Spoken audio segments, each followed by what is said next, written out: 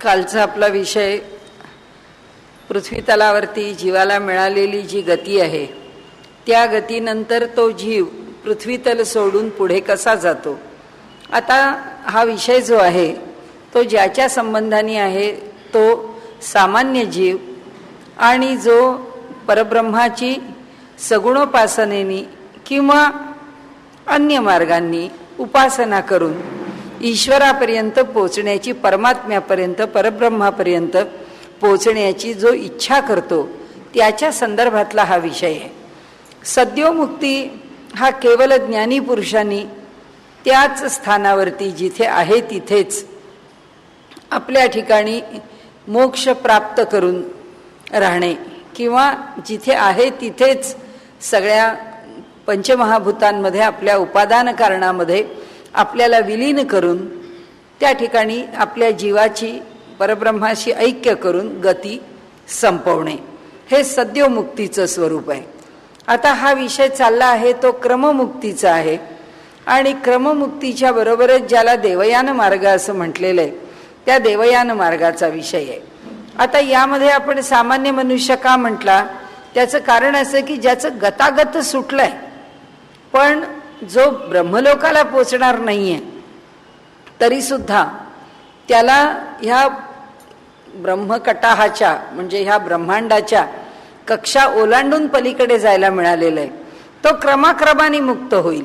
तो महाहा या लोकाला जाऊन थांबेल आणि तिथून मग जनहा तपहा सत्यम अशा लोकांचा हळूहळू प्रवास करत तो क्रमाक्रमाने मुक्तीच्या मार्गाने पुढे निघून जाईल. आत्ता प्रमुख विषय ह्या क्रमाने मुक्त होणाऱ्याच्या विषयी चर्चा करण्याचा नाही आहे. आता इथला जो विषय आहे तो फलाध्याय म्हणजे मोक्षाध्याय आहे. त्यामुळे ह्या मोक्षाच्या संदर्भामध्ये आता जो मोक्षाचा अधिकारी आहे त्याचीच गती कशी आहे याचा विषय आता चालू आहे. त्यावरती प्रत्येकाने आपली आपली काही मतं नोंदवलेली आहेत. त्यामध्ये आता आपण काल जिथे येऊन पोचलो तिथे तो विद्युत लोक आहे.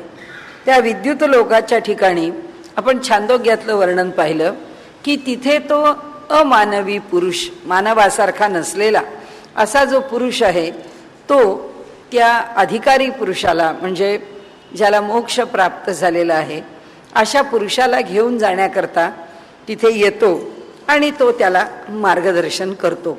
आता आजचं जे सूत्र आहे ते ह्या 4थ्या अध्यायामधलं 7वं सूत्र आहे. कार्यम बादरी रस्य गत्युपपत्ते हे. तो अमानव पुरुष सगुण ब्रह्माप्रतच जीवांना पोचवतो. कारण गमन ही क्रिया सगुण ब्रह्माकडेच संभवते असे बादरी आचार्य म्हणतात. आता आपला जेव्हा ह्या भागाचा शेवट येईल त्यावेळी आपण काही गोष्टींचं स्पष्टीकरण सांगणार आहोत. त्याच्यामध्ये औडुलम्य, बादरी, कार्त्स्नायन अशी जी ऋषींची नावं आहेत त्या ऋषींनी काय काय आणि कुठे कुठे मतं व्यक्त केली आहेत त्यांच्या संदर्भात आपण थोडी चर्चा करू. त्याचा आत्ता आपल्याला विचार करायचं कारण नाही. इथे बादरींचं मत दिलेलं आहे ते काही वजनदार आहे, त्याला काही महात्म्य आहे म्हणून त्याचा विचार व्यासांनी केला आहे की बादरी ऋषींचं जे मत आहे ते मत घेऊन त्या मताचा अर्थ काय लावला जाऊ शकतो. या मतात ते म्हणतात तो जो अमानव पुरुष आहे तो सगुण ब्रह्मापर्यंत जीवाला पोचवतो. कारण असं आहे की जो निर्गुण ब्रह्माचा विचार केला किंवा जे परब्रह्म सर्वदूर पसरून राहिलेलं आहे तिथे पुन्हा पुन्हा तेच की सद्योमुक्तीने तो जिथल्या तिथेच ब्रह्माला प्राप्त होतो. त्यामुळे त्याला प्रवास करून जावं लागत नाही. मग आता प्रवास करून कुणाला जायचं आहे, ज्याच्या त्याच्या इष्टदेवतेकडे जायचं आहे आणि ती इष्टदेवता जिथे राहते तिथे जाऊन पोचायचं आहे. आणि म्हणून त्यांनी इथे म्हटलं की ही जी देवयान गती आहे ती सगुणोपासकांच्या करता नक्की आहे.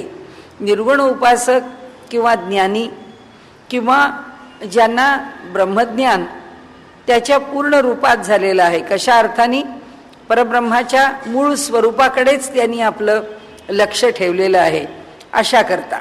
म्हणजे आता एक विषय पक्का मनात ठेवायचा की जो ज्ञानी आहे त्यांनी थेट ब्रह्माशीच संपर्क ठेवलेला आहे.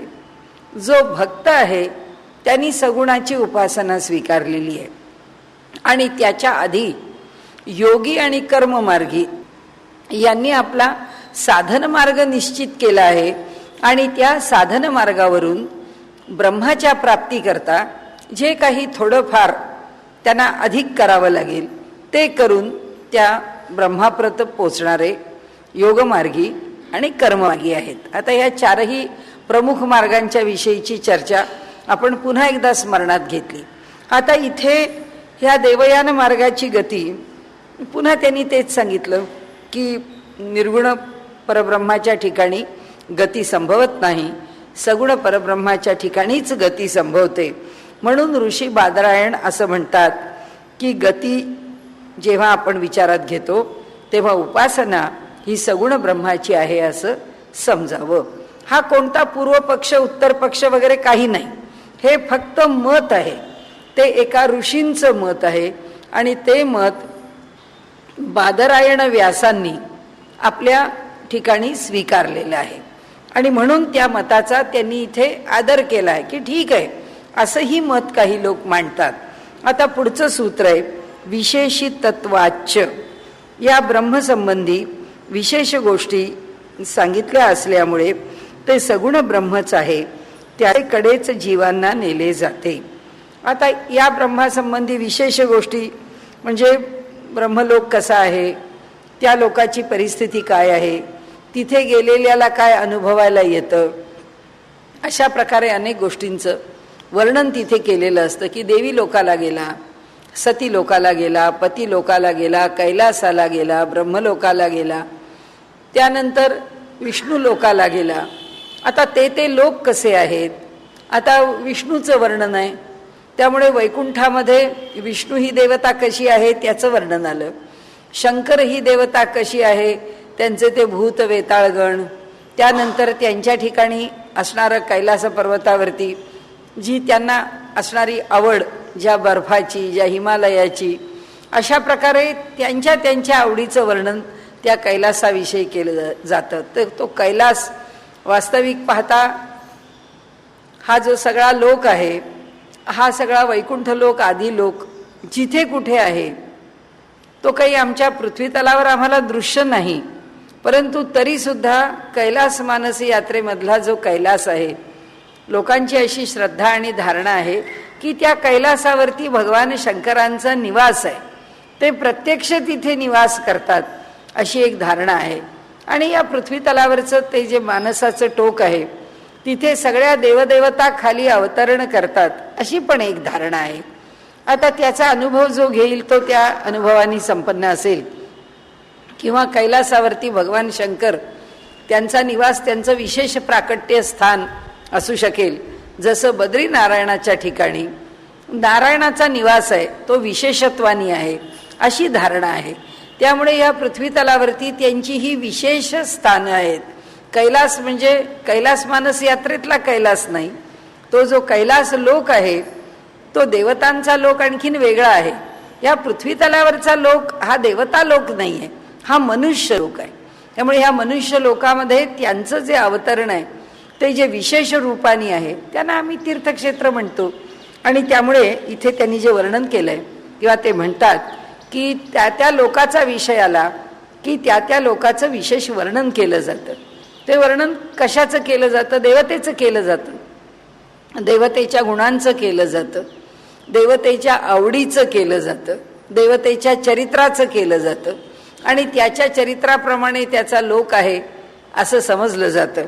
आणि म्हणून इथे ते म्हणतात की इथे जेव्हा देवयान मार्ग असं म्हणतो तेव्हा ब्रह्मलोकाचं वर्णन आपल्याला केलेलं या श्रुतीमध्ये, म्हणजे अनेक ठिकाणी श्रुती उपनिषदांमध्ये इतरत्र ते केलेलं आपल्याला आढळतं.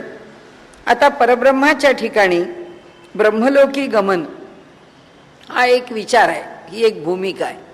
आता ब्रह्मलोकाचं गमन म्हणजे साक्षात परब्रह्माला जाऊन मिळणं का, ब्रह्माचा लोक म्हणजे ब्रह्मदेवाचा लोक असा जो लोक आहे त्या लोकाला जाऊन पोचणं. आता त्याच्या संदर्भामधली एक छोटी संकल्पना आपण पाहू. ती अशी आहे की आपल्याकडे ब्रह्माचं स्वरूप सांगताना वेद जे आहेत ते नेती नेती म्हणतात. ते म्हणतात काय वर्णन करावं, संबंध वेदांनी, चारही वेदांनी परब्रह्माचंच वर्णन केलेलं आहे. पण एवढं सगळं वर्णन करून झाल्यानंतर सुद्धा वेद असं म्हणतो की नेती नेती, की न इति न इति, म्हणजे हे सगळं जे वर्णन केलं आहे त्याच्यात काही परब्रह्म बसत नाही. या सगळ्या वर्णनांनी किंवा ह्या सगळ्या आमच्या वर्णनांनी परब्रह्माचं वर्णन यथार्थपणे होऊ शकत नाही. परब्रह्माचं वर्णन यथार्थपणे का होऊ शकत नाही? त्याचं कारण ते म्हणतात की परब्रह्माचं वर्णन यथार्थपणे न होण्याचं कारण असं की ते कुणालाच कळत नाही की परब्रह्माचं स्वरूप कसं आहे. आणि म्हणून अनेक ठिकाणी, अनेक ग्रंथातून, अनेक ऋषींनी परमात्म्याची स्तुती करताना पुष्कळ स्तुती वेगवेगळ्या प्रकारे केली आहे. पण त्यामध्ये शेवटी असं म्हटलं आहे की परमात्म्या तुझी अनेक प्रकारांनी स्तुती केली तरी सुद्धा तुझं यथार्थ स्वरूप आम्हाला समजू शकत नाही. म्हणजे भगवान शंकरा तुझं स्वरूप समजत नाही, किंवा भगवान विष्णू आम्हाला तुझं स्वरूप समजत नाही, आदिनारायणा आम्हाला तुझं स्वरूप पुढाच आहे. त्यावेळी ज्या देवतेची स्तुती असेल त्या देवतेचं यथार्थ रूप आम्ही समजून घेऊ शकत नाही. अशी जी धारणा आहे ती धारणा कशातून आलेली आहे? नेती नेती वेद म्हणतो. वेद म्हणतो मी भागलो, आता मी शिणलो, आता तुझं वर्णन करून करून मी शिणलो, आणि म्हणून नेती नेती आता ह्याच्या पुढे मी काही वर्णन करू शकत नाही. हे आता खूप झालं वर्णन करणं. 2 वेळा नेती शब्द का वापरला? तर तिथे एक कारण ब्रह्माचं वर्णन करू शकत नाही आणि दुसरं कार्य ब्रह्माचं वर्णन करू शकत नाही. कारण ब्रह्म कोणतं आहे? ते परब्रह्म, निर्गुण, निराकार, निष्कल, अव्यय, अखंड, एकरस, निरंजन, ज्या शब्दांनी आपण वर्णन करतो असा अव्यय असा परमात्मा, निरंजन असा परमात्मा, निर्गुण निराकार असा परमात्मा, हा जो आहे हाच जगाला कारण आहे. आता हा जगाला कारण आहे का नाही आहे? आता पुन्हा तत्वज्ञान आलं की त्याचा संकल्प आहे, तो एकटा आहे, त्याला एकट्याला रमत नाही तो एकटेपणामध्ये, म्हणून त्यांनी जग निर्माण केलं. नाही तर एकोहम बहुस्याम प्रजायेय, मी एकटा आहे, बहुत नामरूपामध्ये प्रकट व्हावं म्हणून मी माझ्या ठिकाणी संकल्प करून मी अनेक नामरूपामध्ये प्रकट झालो. आता हा संकल्प करायला निघालेला जो परमात्मा आहे, ज्यांनी संकल्प केला आहे, तो कोण आहे? ते कार्य ब्रह्म आहे. कार्य ब्रह्म याचा अर्थ त्या परब्रह्मापासून निर्माण झालेलं कार्य. मग त्या परब्रह्मापासून निर्माण झालेलं कार्य कोणतं आहे? कार्य म्हणजे अगदी ब्रह्मदेवापासून सगळे, म्हणजे आदि नारायणापासून आता कुठेतरी त्याची सगुण रूप मानायचं किंवा त्याची मूर्ती मानायची, म्हणून त्या नारायणाला शेषशाही नारायण आहे आणि तो क्षीरसागरामध्ये शयन करतो आहे. आणि त्यांनी त्या ठिकाणी किती ब्रह्मांड निर्माण केलेली आहेत. जसे एखाद्या नदीमध्ये भोपळे नदीच्या प्रवाहाबरोबर वाहत जावेत, चेंडूसारखे उडत जावेत, तशी अनेक ब्रह्मांड त्याच्यापासून निर्माण होऊन ती त्या लाटेवरती स्वार आहेत. जेव्हा केव्हा त्या ब्रह्मांडामधून सृष्टी निर्माण व्हायची आहे तेव्हा ते जे ब्रह्मांड आहे ते ब्रह्मांड आकाराला येतं. ते ब्रह्मांड आकाराला येताना काय होतं? त्या ब्रह्मांडाची 2 शक्ल होतात. एक वर राहतं, एक खाली राहतं. आणि ज्याच्यामधून हा सगळा सृष्टीचा विस्तार आहे तो होतो. तो कुठपासून? जिथपासून दृश्य आहे तिथपासून. म्हणून जिथपासून दृश्य आहे त्याला कार्य ब्रह्म असं म्हटलेलं आहे. म्हणजे जेव्हा परमात्मा मायेचा आश्रय घेतो, हे सुद्धा त्या परब्रह्मापासून निर्माण झालेलं कार्य आहे. तो ईश्वर आहे, त्याच्यापासून कार्य निर्माण झालेलं आहे. आता तो ईश्वर कोणता? कारण असणारा, तो हा मायोपाधिक परमात्मा, मायेच्या उपाधीनी युक्त असलेलं जे परमात्म्याचं स्वरूप आहे ते आमच्या कार्याकरता कारण आहे. आणि ह्या दोघांच्या पलीकडे तो परमात्मा आहे. उत्तम पुरुषस्त्वदन्य, 15व्या अध्यायामध्ये गीताकारांनी म्हटलेलं आहे की अहो, त्याला अक्षर म्हणा, त्याला क्षर म्हणा, त्याला निर्गुण म्हणा, त्याला सगुण म्हणा, तुम्ही त्याला कोणत्याही प्रकाराने त्याचं वर्णन करा, पण हा सगळा आमच्या वर्णनापुरता ठीक आहे. पण या सगळ्याच्या पलीकडे असणारा जो उत्तम पुरुष आहे, जो सर्वश्रेष्ठ पुरुष आहे, तो यांच्यापेक्षा वेगळाच आहे. आणि म्हणून कारण ब्रह्म आणि कार्य ब्रह्म या दोघांचं वर्णन शब्दांनी करायला निघालेली आहे श्रुती. आता ते काय म्हणतात की ब्रह्मलोकाला जाऊन पोचणं म्हणजे कुठे जाणं, ही चर्चा का आली? आपण रोज म्हणतोय त्याप्रमाणे की हा मोक्षाचा अध्याय आहे. मोक्ष मिळाला म्हणजे कोणत्या देवतेच्या ठिकाणी तो जाऊन पोचतो, मोक्ष मिळाल्यानंतर त्याचा लोक कोणता. आता जर त्याचा लोक सांगता येत असेल तर मग ते ब्रह्म हे निर्गुण निराकार मूळ ब्रह्म आहे कसं म्हणावं, ही चर्चा आहे. की मग एका लोकाला जाऊन पोचतो म्हणजे काय, वैकुंठ लोकाला जाऊन पोचला, कैलास लोकाला जाऊन पोचला म्हणजे काय झालं, ह्या इकडचे सगळा हा मनुष्य लोक आदी लोक सोडून तो त्या लोकाला गेला. म्हणून गायत्री मंत्रामध्ये त्या लोकांचा उच्चार करताना महाहा, जनहा, तपहा, सत्यम लोक आहेत. महा हा लोक आहे, जन हा लोक आहे, तप हा लोक आहे, सत्यम लोक आहे.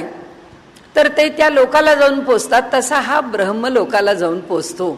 मग हे ब्रह्मलोक म्हणजे काय, तर ते म्हणतात त्या आदी नारायणापासून उत्पन्न झालेलं या जीवाच्या करता कारण असलेला ब्रह्मदेव म्हणजे तो राहतो, तो त्याचा लोक म्हणजे ब्रह्मलोक. मग मूळ उपास्य कोण आहे, ते म्हणतात मूळ उपास्य तो ब्रह्मदेवच आहे. जो सगुणाची उपासना करतो तो ब्रह्मदेवाचीच उपासना करतो, असं त्यांनी आता इथे पुढच्या सूत्रात सांगितलंय. सामिप्यात्तु तद्व्यपदेशः, ते म्हणतात परब्रह्माच्या जवळ असल्यामुळे सगुण ब्रह्माचाही ब्रह्म शब्दाने उल्लेख होतो. याचा अर्थ काय, याचा अर्थ असा की जे मूळ परब्रह्माचं मूळ रूप आहे त्या मूळ रूपाच्या सगुण रूप जवळ राहतं.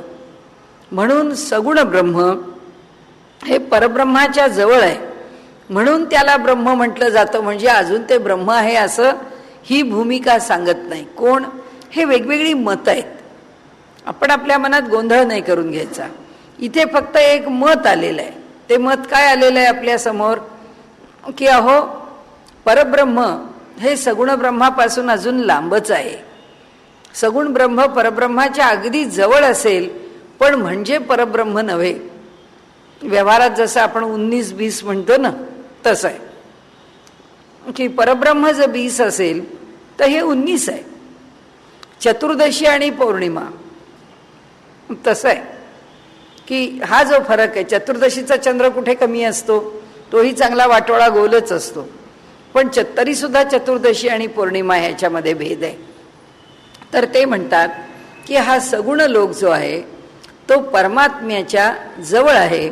हा सगुण परमात्मा परमात्म्याच्या जवळ आहे, म्हणून सगुण ब्रह्माला सुद्धा परब्रह्म म्हणायला काही हरकत नाही. असं म्हणून त्यांनी सांगितलं की सगुणोपासकांच्या दृष्टीने आराध्य दैवत म्हणून मूळ दैवत कोण होतं, तर म्हणाले ब्रह्मदेवाला आराध्य दैवत मानायला हरकत नाही. म्हणजे ती सगुण देवता उपास्य देवता आहे. मग आता त्याचे अनेक प्रकार आले. त्या ज्याच्यापासून सगळं उत्पन्न झालं त्या ब्रह्मदेवापासूनच विष्णू निर्माण झाला, त्याच्यापासून शंकर निर्माण झाला, त्याच्या ब्रह्मदेव तर स्वतःच निर्माण करायला बसलेला आहे. आणि म्हणून त्यांनी सांगितलं की ह्या सगळ्या सगुण देवता ज्या आहेत त्या त्याच्यापासून निर्माण झालेल्या आहेत. त्यामुळे लक्षणेनी या देवतांना ब्रह्म म्हणायला अडचण नाही. कुणाला, विष्णूला पण, ब्रह्मदेवाला पण, शंकराला पण. म्हणून कारण का, तर ते परब्रह्माच्या जवळ आहेत. हे विचार आहेत, हे आपण लक्षात ठेवायचं. याच्या पुढे त्यांनी म्हटलंय कार्यात्यये तदध्यक्षेण सहातः परमभिधानात अभिधानात. आता म्हणाले ब्रह्मलोकाचा प्रलय होताच तेथील जीवांचा हिरण्यगर्भासह परमपद अशा ब्रह्मात लय होतो, कारण श्रुतीचे तसे वचन आहे. मग आता ह्या ब्रह्मलोकामध्ये हे सगळे कुठपर्यंत राहतात? ब्रह्मलोक म्हणजे वैकुंठामध्ये तुकाराम महाराज राहत आहेत. तुकाराम महाराज कुठपर्यंत वैकुंठ लोकामध्ये राहतील? जोपर्यंत ब्रह्मांडाचा प्रलय होत नाही तोपर्यंत. ते काय म्हणतात? ब्रह्मलोकाचा प्रलय होताच जेव्हा महाप्रलय होईल त्यावेळी काय होईल? सगळेच नष्ट होऊन जाईल. जेव्हा सगळंच नष्ट होईल त्यावेळी तिथल्या सगळ्या जीवांच्या सहित हा हिरण्यगर्भ जो आहे त्या परमपदामध्ये म्हणजे त्या परमेश्वराच्या ठिकाणी अशा त्या आद्य ब्रह्मामध्ये त्याचा लय होईल, म्हणजे तो मिसळून जाईल. आता ते म्हणतात कारण श्रुतीचे तसे वचन आहे. कारण श्रुतीचं तसं वचन आहे असं त्यांनी इथे म्हटलेलं आहे. श्रुतीचं वचन काय किंवा ह्या वचनाचा अर्थ काय? हिरण्यगर्भासह लय होईल म्हणजे काय? आता जसा आमचा मानवी देह आहे, या देहाच्या 4 अवस्था आहेत. एक स्थूल अवस्था आहे, एक सूक्ष्म आहे, एक कारण आहे आणि एक महाकारण आहे. हा स्थूल देह आहे तो हा आम्हाला अन्नमय देह आम्हाला दिसतो आहे. सूक्ष्म देह आहे तो या देहाच्या आतमध्ये आहेच, पण आत्ता त्याचं वर्णन आपण या निमित्ताने पुष्कळ पाहिलं. त्या सूक्ष्म देहामध्ये 5 ज्ञानेंद्रिय आहेत, मन आहे, 5 प्राण आहेत, 5 महाभूत आहेत आणि मन, बुद्धी, अहंकार आणि चित्त आहे. असं हे सगळंच्या सगळं त्या सूक्ष्म देहात, त्या लिंग देहात आहे. कारण देहामध्ये कारण देह हा पुढचे जन्म घेण्याकरता जो सामर्थ्य देतो असा बीजभावाला आलेला सूक्ष्म देहाच्या पलीकडचा कारण देह आहे. ह्याच्यामध्ये जसा कर्माचा अंतर्भाव आहे सूक्ष्म देहामध्ये, तसाच त्याच्यामध्ये पण आहे. पण तो अव्यक्तामध्ये पडून राहिलेला आहे बीजभावाला आलेल्या स्थितीमध्ये. अशी ती कारण देहाची स्थिती आहे. ती आत्ता आमच्या ठिकाणी असण्याचं कारण नाही. त्याचं कारण असं की आत्ता आम्हाला त्या अवस्थेत जायचं कारण नाही आहे. तो कारण देह जो आहे तो त्या स्थितीत आहे. त्याच्या पलीकडे महाकारण देह आहे. महाकारण देहामध्ये जे राहतात ते सगळे साधू संत आपल्या देवता लोकांमध्ये राहतात. आपल्या देवता लोकात त्या संतांना तिथे राहून त्या देवतेची उपासना, त्या देवतेच्या सहवासाचा आनंद त्या ठिकाणी ते उपभोगत असतात. त्यामुळे तो महाकारण देह जो आहे तो महाकारण देह कुठे राहतो? तो त्या वैकुंठात राहतो. कारण देह कुठे राहतो? अव्यक्तात राहतो. सूक्ष्म देह कुठे राहतो? मृत्यूनंतर पंचमहाभूतांच्या आश्रयाने मिळेल ती गती स्वीकारून राहतो. मिळेल ती गती का म्हणायचं? कारण आता त्या देहाला जर गती फार पुढे जायची मिळाली नाही, इथेच कुठेतरी पृथ्वी तलावरती त्याला स्थान मिळालं, तो इथंच राहील. इथून वर गेला, कुठे यक्ष कुठे गंधर्व अशा लोकांना त्याला स्थान मिळालं, तो तिथे राहील. तिथून वरती महा या लोकांना स्थान मिळालं तर तो तिथे राहील. आणि तिथून तो आता आपल्याला मोक्ष मिळण्याकरता प्रयत्न करील. त्याच्या स्थूल देहा, त्याच्या सूक्ष्म देहानी त्याचा प्रवास सुरू झालेला आहे. आता हा प्रवास कुठपर्यंत होतो आपण पाहिलं. त्या चंद्रलोकांपर्यंत सगळ्यांना सामान्य प्रवास आहे. मग तिथून कोणी पितृलोकाला जाईल, तिथून कोणी देवयान मार्गाने या वरचे जे लोक आहेत त्या लोकांना जाईल. महा जना तपा आदित्य लोकाला जाईल. हा चंद्रलोक आहे, तो आदित्य लोक आहे, त्या लोकाला जाईल. आता हा कारण देह काय करतो? हा कारण देह प्रलय कालामध्ये त्या मूळ जागेमध्ये पडून राहतो. हा कुणाचा पडून राहतो? जो अव्यक्ताची उपासना करतो. अव्यक्ताच्या उपासनेमध्ये यशस्वी नाही झाला किंवा झाला तरी तो अव्यक्तामध्ये जाऊन पोचतो. म्हणजे त्याला जर अव्यक्तापर्यंत जाऊन पोचण्याचं सामर्थ्य आलं. अव्यक्त म्हणजे काय ते पण आपण बघू. की जीव व्यक्तिभावाला आलेला नाहीये, त्याचं व्यक्तीकरण किंवा कुठे प्रकटीकरण नाही. ती स्थिती कशी असते, आम्ही गाढ झोपतो तशी असते. हे सगळे ज्या ठिकाणी जाऊन पोचलेले आहेत सगळ्यांना बीजभाव आलेला आहे, म्हणजे वडाचं झाड आहे. आपल्या उपनिषदांनी दिलेला प्रसिद्ध दृष्टांत आहे. ते म्हणतात वटवृक्षाचा एवढा मोठा पसारा आहे, पण एवढा मोठा पसारा असणाऱ्या वटवृक्षाला जेव्हा फळं लागतात तेव्हा त्या फळामध्ये अक्षरशः हजारो बिया असतात, बारीक बारीक बारीक खसखशीसारख्या एवढ्या मोठ्या बिया असतात. आता ती प्रत्येक बी म्हणजे मोठा वटवृक्ष आहे, कारण ते बी लावलं रुजलं की त्याच्यापासून वटवृक्षच निर्माण होणार आहे. आणि असा ह्याला बीजभावाला येणे म्हणतात, की अगदी लहान सूक्ष्म रूप तो धारण करतो. तसं तो जो जीव आहे जो अजून मुक्त झाला नाही, पण जो ज्यांनी अव्यक्ताची उपासना केलेली आहे.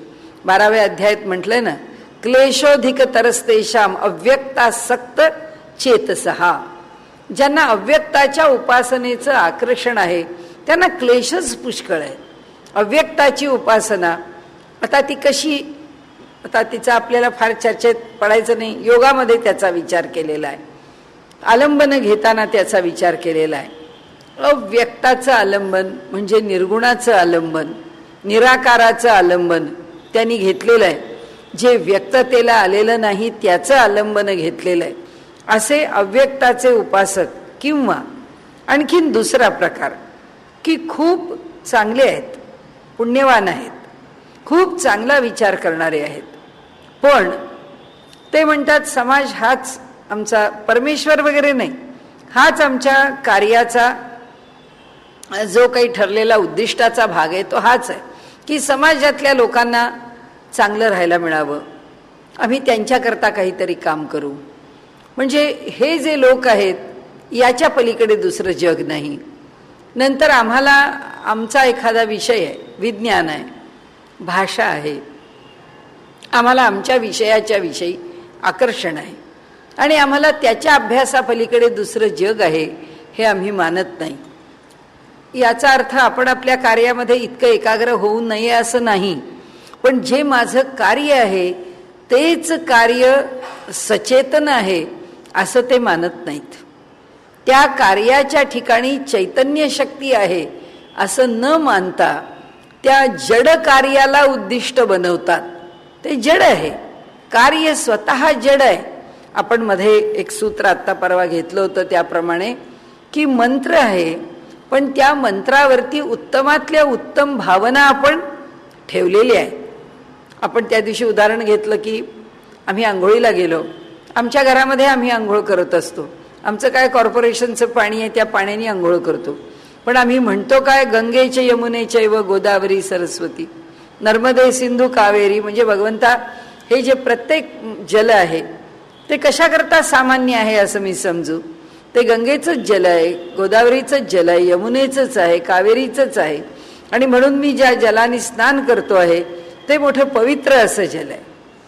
ही जी धारणा आहे, ह्या धारणेत काय आहे, मग त्याला गंगा म्हटलं, त्याला यमुना म्हटलं, त्याला परमेश्वर म्हटलं की आम्ही मान्य केलं, इतका गबाळा हा विचार नाही आहे.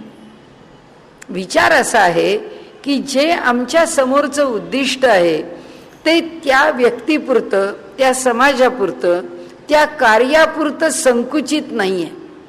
ते उद्दिष्ट मुळातच व्यापक आहे. ही त्याच्या मागची धारणा आहे. ज्याला व्यापकता कळाली, यो वै भूमा तत् सुखम ज्यानी नाल्पम सुखम अश्नुते. म्हणाले ज्याला विचारांचा प्रशस्तपणा कळला, ज्याला त्या कार्यामधलं मोठेपण कळलं, त्याला त्याच्यात सुख आहे. पण जो असं समजतो की हे एवढं माझं कार्यक्षेत्र आहे, ह्याच्या पलीकडे या कार्याचा विस्तार नाही, बस हेच जे घेतलं आहे त्याच्या पलीकडच्या कार्यक्षेत्रात तुम्ही वळा असं ते म्हणत नाहीत. आपण कृपा करून त्याच्याविषयी गैरसमज करून घेऊ नका. तिथे असं आहे की जे स्वीकारलेलं आहे ते कार्य चांगलंच आहे, ते कार्य योग्यच आहे, पण त्या कार्याच्या ठिकाणी संकोच करता कामा नये, ते कार्य संकुचित ठेवता कामा नये. ते एका व्यापक कार्याचा एक छोटा भाग आहे. की जो भाग आपण स्वीकारलाय, जे आपण एका व्यापक जगाचा एक अंश आहोत, ही जशी धारणा आहे, ही धारणा ज्याला समजते तो व्यापक होतो. ही धारणा ज्याला समजत नाही, म्हणजे जसा संकोच आहे की आपला संकोच कसा, मी आहे, ह्या माझ्या वस्तू आहेत, याच्यावर माझा हक्क आहे, मग माझ्या पश्चात त्या कुणाला मिळाव्यात त्यावर पण माझा हक्क आहे, ते कुणाला तरी द्यावंच लागणार आहे म्हणून मी देणार आहे, नाही तर वस्तूवरचा माझा मोह सुटत नाहीये. पण देह सुटणार आहे म्हटल्यावर हे सगळं सुटणार आहे हे माहिती आहे म्हणून द्यायचं आहे, हा सगळा संकुचित विचार आहे. ही इमारत मी उभी केलेली आहे, या इमारतीमध्ये मी बालकांना आणून ठेवलेलं आहे, ह्या इमारतीमध्ये माझं कार्यक्षेत्र आहे, माझं सगळं जीवन मी ह्या इमारतीमध्ये व्यतीत केलेलं आहे, ही इमारत माझी आहे, ही इमारत मला सोडवत नाही, असा जो मनुष्याच्या ठिकाणी एक संकुचित आसक्त भाव आहे, त्या भावाने तो खूप चांगलं कार्य करतो. पण चांगलं कार्य करून सुद्धा त्याला सुख मिळत नाही, कारण तो ज्ञानाने कार्य करत नाही, तो अज्ञानात कार्य करतो. म्हणून जर तो शब्द मी वापरला तर आपल्याला गैरसमज वाटेल की एखादा समाज सुधारक आहे, तो म्हणतो मी ईश्वर वगैरे काही मानत नाही, माझं कार्य हे ईश्वर आहे असं मी म्हणत नाही, पण फक्त या लोकांना सुखी करायचं आहे एवढं मी माझ्या मनात ठेवलेलं आहे, बाकी मी काही मान्य करत नाही.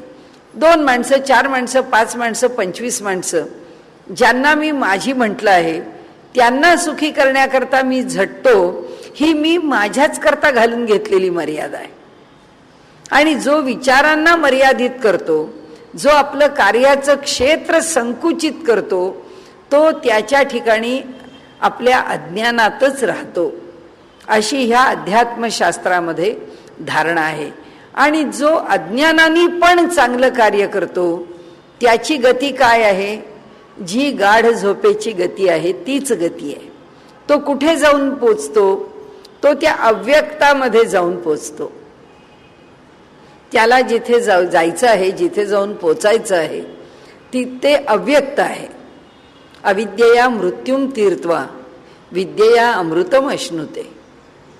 म्हणाले अविद्येने मृत्यूला तरुण मनुष्य जातो त्याच्या उपासनेमध्ये, आणि विद्येच्या उपासनेमध्ये तो अमृताची प्राप्ती करतो. त्याच्या ऐवजी जर त्याच्या ठिकाणी ही जी अविद्या आहे, ती अविद्या तो सत्य म्हणून व्यवहार करायला लागला तर तो अंधतमिश्रामध्ये जातो.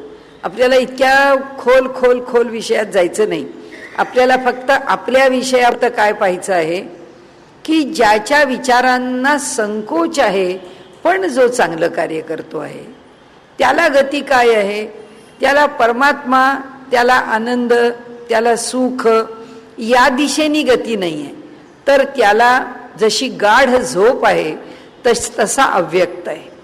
आणि अव्यक्त हा तमानी आवृत्त आहे, कारण तिथे त्याला ज्ञान नाही आहे. अशा स्थितीमध्ये तो जाऊन पडतो.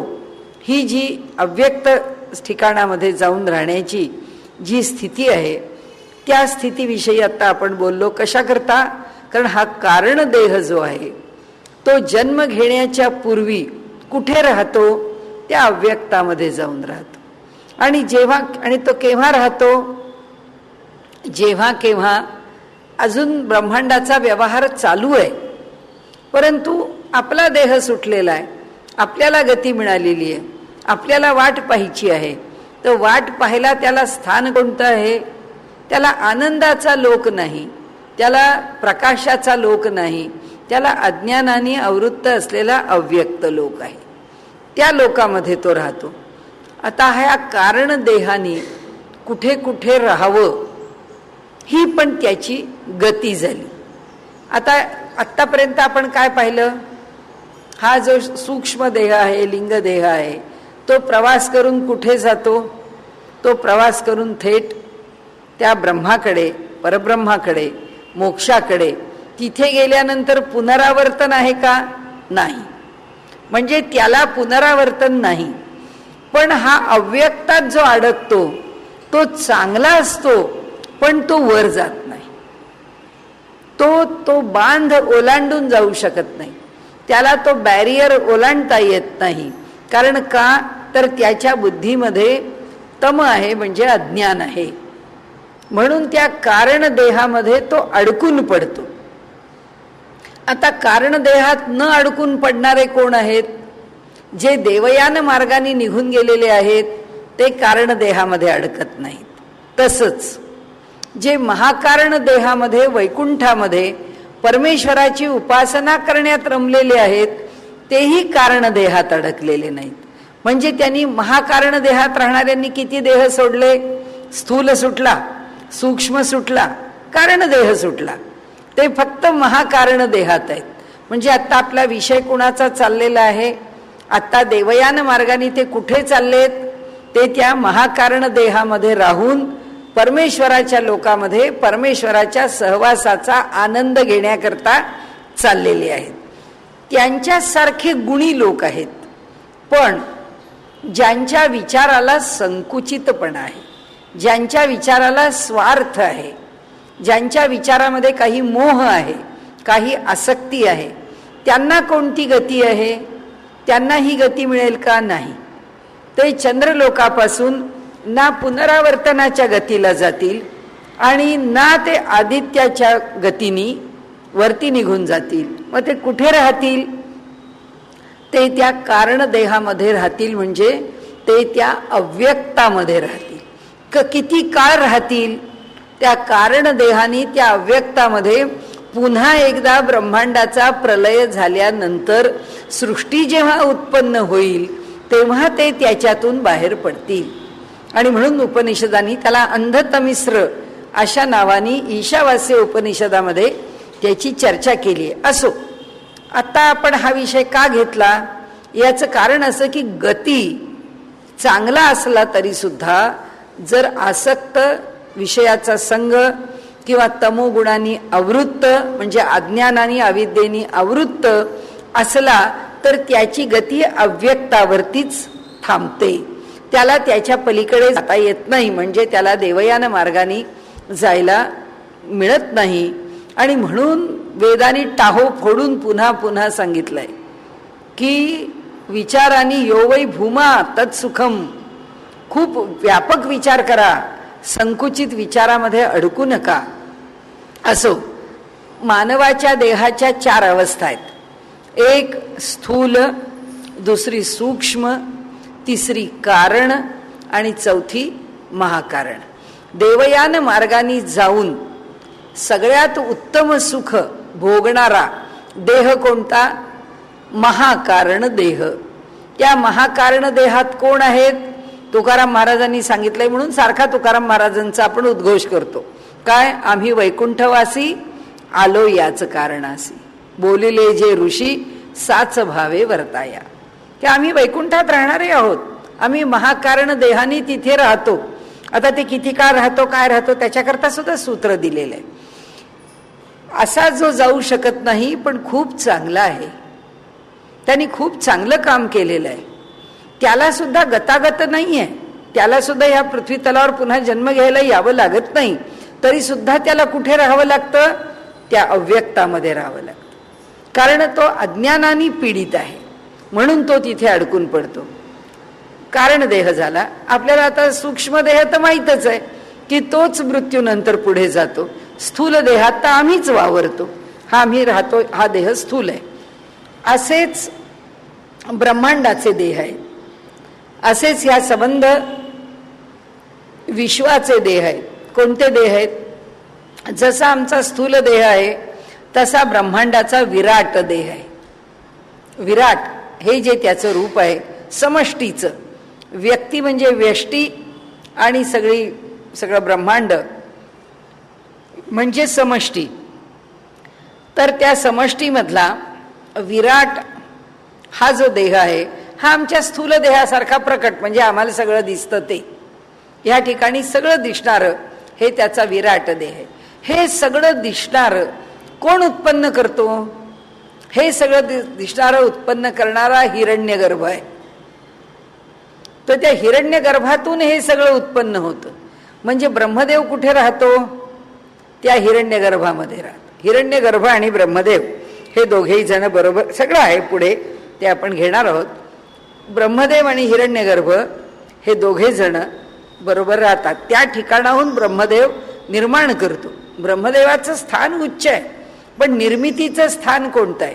निर्मिती ब्रह्मदेवाने केली, तर निर्मिती करण्याकरता तो हिरण्यगर्भापाशी येतो. म्हणून आपली सगळी शास्त्र कुठून उत्पन्न झाली अशी जेव्हा त्याची संगती सांगायची वेळ येते, तेव्हा प्रत्येक शास्त्र ते हिरण्यगर्भापर्यंत, ब्रह्मदेवापर्यंत, ईश्वरापर्यंत नेऊन पोचवतात. ते म्हणतात शास्त्र आम्ही नाही उत्पन्न केलं. शास्त्र, योगशास्त्रकार म्हणतात हिरण्यगर्भ योगस्य प्रोक्ता न अन्य पुरातन. हिरण्यगर्भानीच योग सांगितलेला आहे, त्याच्यापेक्षा दुसरा कोणी पुरातन नाही. म्हणजे आणखीन याच्यापेक्षा पुरातन असायला सृष्टीच त्याच्या मागे नाही, कारण तिथूनच सृष्टी उत्पन्न होते. म्हणजे सृष्टीचं व्यक्तरूप काय झालं? विराट. सृष्टी ज्या रूपातून व्यक्त होते ते रूप काय आहे? हिरण्यगर्भ. त्याच्या मागचं रूप काय आहे? अव्याकृत. आमच्याकडे जसं कारणदेह आहे ना, अव्यक्तामध्ये, आत्ता आपण जे बोललो ना कारणदेह, त्या अव्यक्तामध्ये राहतो, तसं हे जे अव्याकृत आहे, ही सगळी सृष्टी बीजभावाला आली की कुठे जाऊन राहते? त्या अव्याकृतामध्ये राहते. आणि त्या अव्याकृताच्या पलीकडे काय आहे? मूळ प्रकृती. म्हणजे सृष्टीचे संबंध, ब्रह्मांडाचे किंवा प्रकट विश्वाचे जे 4 देह आहेत, ते 4 देह कोणते आहेत? ती मूळ प्रकृती हा त्याचा मूळ निर्माण करणारा देह आहे. त्या ठिकाणी कोणताच विकार संभवत नाही, तो निर्माण करणारी मूळ प्रकृती आहे. त्या मूळ प्रकृतीमधून ती कुठे येते? सगळं बीज भावाला आणून ठेवते, सगळं गोळा करून ठेवून देते.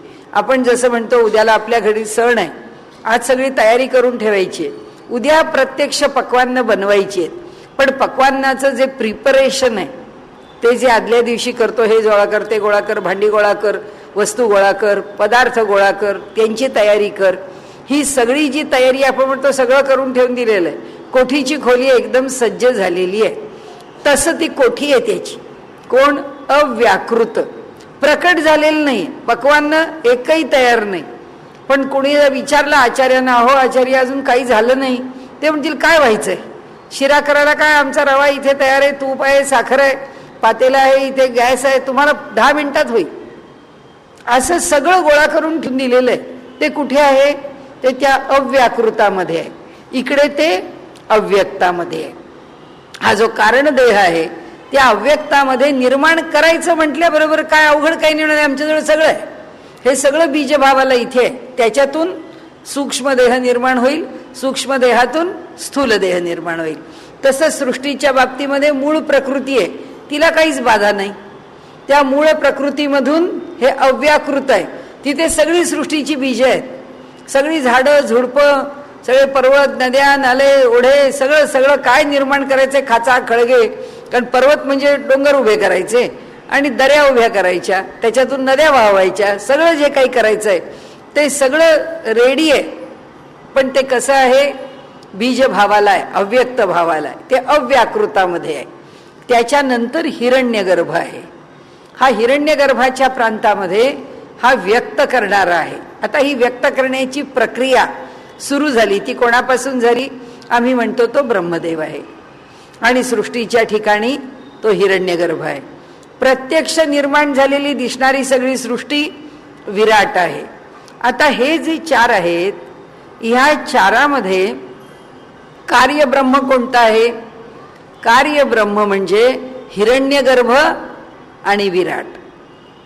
कार्यब्रह्म म्हणजे आमचा सूक्ष्मदेह आणि स्थूल देह. यावरती कार्यब्रह्माचं जो व्यवहार आहे तो चालू आहे. त्याच्या मागे कारण ब्रह्म आहे, अव्यक्त मूळ प्रकृती. कारणदेह, महाकारणदेह. अधिकारिक लोक महाकारण देहातून खाली उतरले ना, कारण तुकाराम महाराज म्हणतात ना, आम्ही वैकुंठवासी आलो याचं कारण असे. कोणत्या देहात आहेत? महाकारण देहात आहेत. महाकारण देहातून खाली उतरलेत. आता प्रलयाच्या काळी आम्ही त्या अव्यक्तामध्ये पडलेलो आहे. आता पुन्हा जन्म घ्यायला त्यांनी ठरवलं, तर एवढा लॉट पाठवून द्या, त्या लॉटमध्ये आम्ही असलो तर चालले आम्ही जन्म घ्यायला. आणखी त्या लॉटमध्ये आम्ही नसलो तर पडून राहिले त्या अव्यक्तामध्ये. पुन्हा केव्हा होईल तिथे आपल्याला काय माहिती, पुन्हा केव्हा सोडणार आहेत आपल्याला, की इथंच ठेवून देणार आहेत, पुन्हा दुसऱ्या ब्रह्मांडाच्या प्रलयाच्या वेळी बाहेर काढणार आहेत, काही माहिती नाही. ते ठरवतील. आणि त्यामुळे ते स्थान आहे त्याचं. आणि म्हणून कार्य ब्रह्म आणि कारण ब्रह्म. कारण कोण कोण आहेत? इकडे सृष्टीला कारण अव्याकृत आणि मूळ प्रकृती, आणि इकडे जीवाला कारण कारण देह आणि महाकारण. महाकारण हा एक अनुभवाचा आनंदाचा अधिकारिकांच्या करता विषय आहे, पण जन्माला येण्याकरता कारण आहे. तर आता लक्षात काय घ्यायचंय, आपला विषय चालला आहे तो असा चालू आहे की इथे काही ऋषी असं म्हणतात, आता उपासनेची चर्चा आहे. कुणाची उपासना केली म्हणजे आम्ही परब्रह्मालाच जाऊन पोचणार, हा आता इथे आपला पुढचा प्रश्न आहे की कुणाची उपासना केली तर परब्रह्मापर्यंत पोचेल. म्हणजे आता शंका कुणी काढली की अहो त्या सगुणापर्यंत नेऊन पोचवतात असं जर म्हटलं, तो अमानवी पुरुष जात त्या सगुणापर्यंत नेऊन पोचवतो असं जर तुम्ही म्हणत असाल, तर मग त्या सगुणापर्यंत पोचल्यावर त्या परब्रह्माचं ठिकाण किती लांब आहे तिथून ते सांगा. आणि मग नाहीतर आम्हाला नुसतं सगुणाशी थांबायचं नाहीये, आम्हाला परब्रह्मच पाहिजे, मग ते कसं मिळणार आहे, त्याच्याकरताच्या ह्या शंका आहेत. मग ह्या शंकेत त्यांनी काय सांगितलं की जर ब्रह्मलोक हा ब्रह्मदेवाचा लोक असेल, म्हणजे कोणता लोक असेल? हिरण्यगर्भ हा जर लोक आहे की जिथून सगळं उत्पन्न होतं, तिथे जर जाऊन आम्ही पोचत असलो तर आता त्याच्या मागे अजून किती पोचायचंय म्हणजे आम्हाला माहित नाही. मग आम्ही केलेली जी उपासना आहे ही उपासना फार अलीकडची केली का, की ज्याच्यामुळे आम्ही ब्रह्मापर्यंत पोचणार नाही, अशी ही चर्चा आहे. तर ते असं म्हणतात की जर का आम्हाला वाहन करून, म्हणजे आमचा वाहक तो अतिमानव आहे, तो जर आम्हाला घेऊन जातो आणि घेऊन त्या सगुण ब्रह्माचं स्थान इथे आहे, इथे तुला आणून ठेवलं, असं जर तो म्हणत असेल तर तो आम्हाला कार्य ब्रह्मामध्ये ठेवतो का तो आम्हाला कारण ब्रह्मामध्ये ठेवतो, हा त्यांचा प्रश्न आहे. आता कार्य ब्रह्म आणि कारण ब्रह्म, अक्षर आणि क्षर, गीतेच्या भाषेमध्ये की जो सतत बदलता नष्ट, सृष्टीच अशी आहे ना, जगच असं आहे ना. जसं गीताकारांनी ऊर्ध्वमूलम अधशाखम अश्वत्थम प्राहुरव्ययम छंदांसी यस्य पर्णानी यस्तम वेदस वेदवित म्हणून त्या संसार वृक्षाचं वर्णनच केलेलं आहे. दोन्ही पुरुषच आहेत, दोन्ही परमात्माच आहे. एक क्षर आहे आणि अक्षर आहे, पण क्षर आणि अक्षराच्या पलीकडे कोण आहे? ते परब्रह्म आहे किंवा ते ब्रह्म आहे. म्हणजे ह्या ब्रह्मसूत्राच्या ठिकाणी ज्याला मोक्ष म्हटलं आहे त्याला कुठं पोचायचंय? त्याला क्षराशीही पोचायचं नाहीये, त्याला अक्षराशीही पोचायचं नाही. मग त्याला कोणाशी पोचायचंय? या दोघांच्या पलीकडे असणारा उत्तम पुरुषस्त्वदन्य, त्या उत्तम यद्गत्वा न निवर्तन्ते तद्धाम परमं मम, त्या धामाला जाऊन त्याला पोचायचंय. की ते जे स्थान आहे परमात्म्याचं, ते स्थान या सगळ्याच्या वर आहे. म्हणून आता त्यांनी इथे काय वाक्य म्हटलं ते आता आपल्याला लक्षात येईल. त्यांची पार्श्वभूमी अशी आहे, ते म्हणतात की अहो आम्ही जी उपासना केली ती काय आम्ही कार्यब्रह्माची उपासना केली? मग आम्ही केली कोणाची उपासना? की ज्या उपासनेनी आम्हाला तुम्ही सगुण परमात्म्यापर्यंत नेऊन पोचवता. कुणी कशाची केली आम्ही उपासना सांगा बरं आम्हाला, असा तो प्रश्न आहे. म्हणजे ही सगळी आलेली शंका, त्या शंकेला उत्तर, काही आपलं मत आहे त्या मताचं प्रकटीकरण. इथे एकमेकांना खोडणं चालू नाहीये, शंका समाधान चालू आहे. कार्यात्यये तदध्यक्षेण सहातः परमभिधानात ब्रह्मलोकाचा प्रलय होताच तेथील जीवांचा हिरण्यगर्भासह परमपद अशा ब्रह्मात लय होतो, कारण श्रुतीचे तसे वचन आहे. म्हणजे आता त्यांनी सांगितलं की हे जे कार्यब्रह्म आहे ते कार्यब्रह्म ज्या हिरण्यगर्भापासून सुरू होतं त्या हिरण्यगर्भाच्या ठिकाणी जाऊन राहणं, हा तो लोक आहे का? की जिथे राहिल्यानंतर आता जेव्हा प्रलय होतो, ब्रह्मलोकाचा प्रलय होताच तेथील जीवांचा हिरण्यगर्भासह परमपद अशा ब्रह्मात लय होतो. म्हणजे तिथे राहणारे जे जीव आहेत ज्यांना ही गती प्राप्त झाली आहे ते आता ब्रह्मांडाचा प्रलय होईपर्यंत तिथे सुख भोगत राहतात आणि मग प्रलय झाल्यावरती मग त्या परब्रह्मामध्ये विलीन होतात. तोपर्यंतच त्यांना त्या महाकारण देहामध्ये आयुष्य मिळतं का? काय होतं? म्हणजे तुम्ही आता आम्हाला सांगा की नेमकं आम्ही कुठे जाऊन पोचतो, कारण श्रुतीचे तसे वचन आहे. आता ते म्हणतात, हा जो सगुण उपासक आहे, ह्या सगुण उपासकाच्या बाबतीमध्ये काय होतं? सगुण उपासकाला आपल्या देवतेच्या ठिकाणी जाण्याची इच्छा आहे. तो आपल्या देवतेच्या लोकाला जाऊन पोचला आहे. तिथे पोचल्यानंतर त्याचं मन जे सगुण उपासनेत रमलेलं आहे, आता त्या सगुण उपासकाचं मन हळूहळू त्या उपासनेमध्ये त्या परमात्म्याचं यथार्थ ज्ञान करून घेतं. आणि त्या यथार्थ ज्ञानाने त्याला असं कळतं की हा सगुण परमात्माच त्या परम स्थानापर्यंत असलेलं जे परब्रह्माचं स्वरूप आहे तोच हा आहे. तो आणि हा याच्यामध्ये काही भेद नाही. असं होता होता क्रमाक्रमाने हा माझा उपास्य म्हणजे विष्णू हे माझं आराध्य दैवत, शंकर हे माझं आराध्य दैवत, ही जी धारणा ठेवून भक्ती त्या महाकारण देहात पण चालते. इथे त्यांनी वर्णन केलंय की हळूहळू त्या प्रकारची भक्ती करणं सुद्धा तिथे विरून जातं. मग काय होतं? तो एकच अनुभव घेतो की परमात्मा आणि मी एकच झालो, परमात्मा आणि माझ्यात भेद नाही.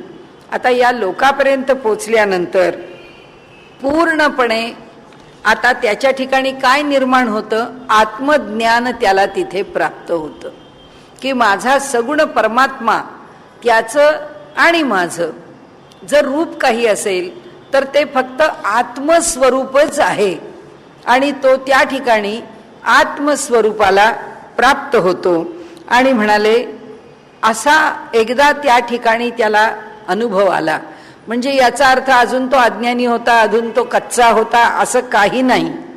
तो ज्ञानीच आहे, पण त्याच्या अंतःकरणामध्ये सगुणाच्या उपासनेचं प्रेम आहे.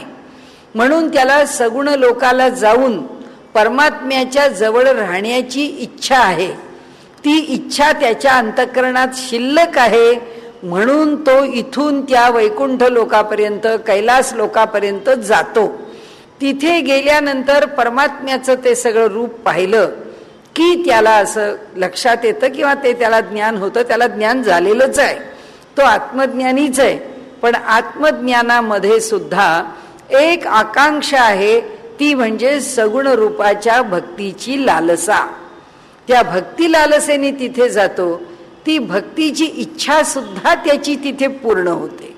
आणि त्या इच्छेनंतर त्याच्या अंतःकरणामध्ये म्हणाले आता दुसरा विषय न राहिल्यामुळे आपली इष्टदेवता हे आत्मरूपच आहे. याच्या ज्ञानाने तो आता तिथे पूर्ण आत्मज्ञानी आहे. आणि आता देवयान मार्गाने गेलेला आहे, त्याला पुनरावृत्ती नाही, तो ज्ञानाने कमी नाही. हे आपण मनातनं काढून टाकायचं की असं काही नाही. पण तरीही ईश्वराच्या ठिकाणी त्याच्या अंतःकरणामध्ये विशेष रूपाने आकर्षण असल्यामुळे तो वैकुंठ लोकामध्ये त्याच्या सहवासाला भुकेला असतो. सहवासाचा तो म्हणतो मला काय, त्या आत्मतत्वाशी एकरूप होऊन गेल्यानंतर अनुभवाचा आनंद काय. कारण त्याचं वर्णन कसं केलंय उपनिषदांनी, रसो वै सहा. परमात्मा कसा आहे? तो रसरूप आहे. मग त्याला रस कोणता? भक्तीचा. त्या भक्तीच्या रसामध्ये जोपर्यंत तो अनुभवत नाही तोपर्यंत आम्हाला त्याचा आनंद नाही. आम्हाला तो भक्तीचा रस लुटू द्या, वैकुंठातल्या भक्तीचा, शुद्ध भक्तीचा रस लुटू द्या. तो त्या ठिकाणी शुद्ध भक्तीचा रस लुटतो. आणि मग म्हणाले काय होतं? तिथे वैकुंठात जातो कशाच्या अभिलाषेनी? हा आनंद, हा अनुभव, ही अनुभूती घेण्याकरता जातो. आणि म्हणाले त्याच्या मनामध्ये पृथ्वी तलावर यावं, देवानी मला जवळ करावं, देवानी मला जवळचा म्हणावा, देवानी मला काम सांगावं, काही नसतं. फक्त भगवंताच्या भक्ती करता पुरेसा त्याचा सहवास, एकांत, त्याचं रूप, दर्शन, त्याचा लोक, त्याचे पार्षद, त्याचे भक्त, याचंच आकर्षण आहे, दुसऱ्या कशाचंही आकर्षण नाही. आणि मग ते म्हणतात की एक लक्षात ठेवा, ब्रह्मसूत्रकार म्हणतात सगुण भक्त आणि निर्गुणाचा भक्त म्हणजे आत्मज्ञानी, या दोघांमध्ये 1% सुद्धा अंतर नाहीये, म्हणजे 19-20 सुद्धा नाही. चतुर्दशीचा चंद्र आणि पौर्णिमेचा चंद्र सुद्धा नाही, सारखेच. मग भेद कशामध्ये आहे? रुची भेद आहे. आता एकच दूध आहे आणि त्या दुधाचं श्रीखंड केलं आणि बासुंदी केली, दोन्ही पदार्थ उत्तमच आहेत, पण कुणाला श्रीखंड जास्त आवडतं, कुणाला बासुंदी जास्त आवडते. आता काही नाही हो, बासुंदीपेक्षा श्रीखंड चांगलं, तर तुमची आवड आहे, आमची आवड श्रीखंडाचीच आहे. तसं आहे इथे, एकाला आत्मज्ञानाचीच आवड आहे आणि एकाला सगुण भक्तीचीच आवड आहे. आणि त्यामुळे फक्त ही रुचीभेद आहे, हे रुची वैचित्र्यात आहे. प्रत्येकाचा रुचीभेद आहे. त्याप्रमाणे कुणी सगुणाची उपासना, त्याचं लोक, ते सगळं त्याचं व्यक्त कसं आहे हे बघण्याकरता तिथे जातो. काय आहे भक्ताला प्रेम कशाचं आहे? भक्ताला असं वाटतं ज्या माझ्या भगवंतानी हे सगळं जग निर्माण केलं आहे, कसं आहे त्याचं जग, काय आहे त्याचं स्वरूप, कोण आहे त्याचा शास्ता, हे चालतं कसं, त्याचं वैभव एकदा बघू तर द्या. तो राहतो कुठे, तो कसा राहतो, त्याच्या वैभवाचं स्वरूप त्या वैकुंठात काय आहे, आम्हाला बघू तर द्या. आम्हाला त्याच्या महिमा गाताना ते पाहण्याचा आनंद आहे. त्याच्याशी एकरूप होण्यात काय आहे? तुकाराम महाराज म्हणतात ना, अद्वैते तो मज नाही समाधान. अद्वैतामध्ये मला समाधान नाही म्हणाले. द्वैतपणे जसा गुळ जसा आहे, त्याची गोडी जशी चाखता येते तशी गुळच झालो मी, तर गुळाला गुळाची गोडी काय आहे? गुळ गुळाची गोडी चाखू शकत नाही. चंद्राला चंद्राचं चांदणं काय आहे, त्याच्यापासून काय प्रकाश निघाला हे त्याला कुठे कळ, तोच प्रकाश आहे. आम्हाला तो चंद्र दिसतो, चंद्रच होऊन राहिल्यावर तो चंद्र कशाला दिसेल? तसं हे जे संत आहेत, हे जे भक्त आहेत, ते म्हणतात आम्हाला भक्तीतच आनंद आहे, म्हणून आम्हाला महाकारण देह पाहिजे, आम्ही तिथे पोचणार. तर दुसरा वैराग्यशील म्हणतो काय करायचंय तिथे जाऊन? जर तोच एकटा एक आहे तर त्याच्याशी एकरूप व्हान, मोकळं व्हानं, तिथपर्यंत जाण्याची काय गरज आहे? तो इथंच त्याच्याशी एकरूप होऊन मोकळा होतो. आणि म्हणून त्यांनी असं म्हटलंय की हा सद्योमुक्त असला काय, म्हणजे इथल्या इथे या पृथ्वी तलावर जागच्या जागी, ठीकच्या ठिकाणी, त्याच ठिकाणी, तिथल्या तिथे जरी तो परमात्म्याशी एकरूप होत असला आणि हा एवढा पल्ला गाठून त्या वैकुंठात राहून या परमात्म्याच्या बरोबर प्रलयाचा काळ येईपर्यंत तिथे आनंद उपभोगून मग परमेश्वराशी एकरूप झाला काय, त्या दोघांच्या मध्ये काहीही भेद नाही. आणि म्हणून ते म्हणतात की दोघांनाही फल एकच आहे, दोघंही पुन्हा जन्माला येणारे नाहीत, दोघांनाही त्या परमेश्वराच्या यथार्थ रूपाचं ज्ञान झालेलं आहे आणि त्यामुळे दोघांच्याही अधिकारामध्ये भेद नाही. आता याचा अजून थोडासा अधिक स्पष्टीकरणाचा भाग आहे, तो आपण उद्या बघूया.